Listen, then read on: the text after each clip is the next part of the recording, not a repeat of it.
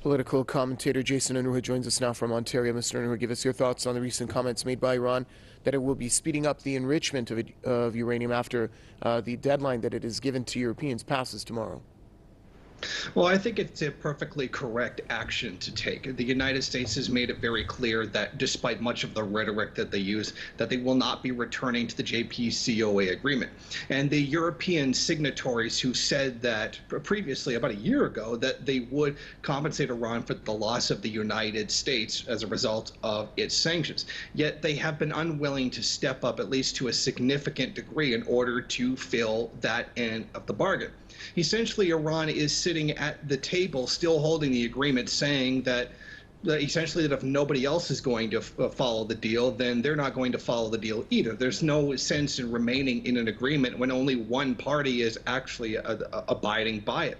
I think Iran needs this move to send a message to the United States that they're not going to back down, and that if the United States does not follow, then neither will Iran. Thus far, they've used a patience strategy, Iran remaining within the agreement in order to show good faith that they're not going to violate it. But this gesture has gone completely ignored by the U.S., essentially trying to appeal to perhaps the better nature of the political establishment in the U.S., which has essentially not brought anything beneficial whatsoever. So now Iran has to send the message that, okay, if you're not going to abide by it, then neither are we. We're going to go ahead and produce, and you can react to that however it is that you feel. Perhaps maybe some of the ideas that have been coming out of Washington is that Iran would remain in the deal even if the United States didn't, and that in the end the U.S. could get essentially whatever they wanted.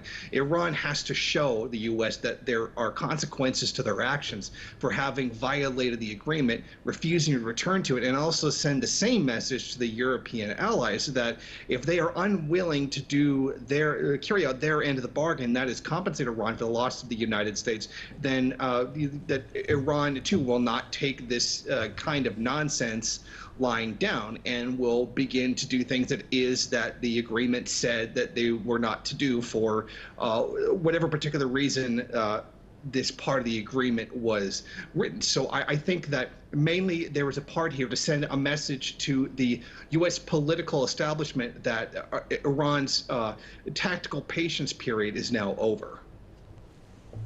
So basically, at this point, it's safe to say that the ball is in the European court. We're going to have to see how far they're willing to go to maintain the Joint Comprehensive Plan of Action. What kind of a response are you expecting to see? I think that probably the European signatories, which are probably being sent messages by Trump not to help, I wouldn't be surprised if that was the kind of thing going on behind closed doors.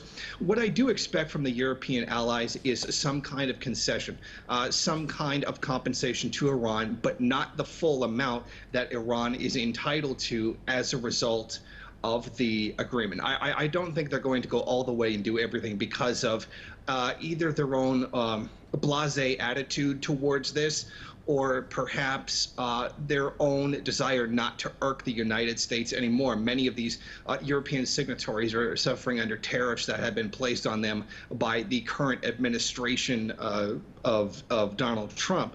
Many of the problems between these countries that did not exist under the previous administration of Obama, which conducted business very differently, and perhaps many of the European allies did not feel that there was going to ever be any real need for them to step in and do this because the U.S. was a bit more politically stable under the previous administration. So in the end, I do think that there will be some compensation coming the way for Iran, but a very small token amount to make it look as though they care or that they're trying to fulfill their obligation when they most certainly are not. So they have some kind of plausible deniability when they're eventually criticized for not living up to their agreements.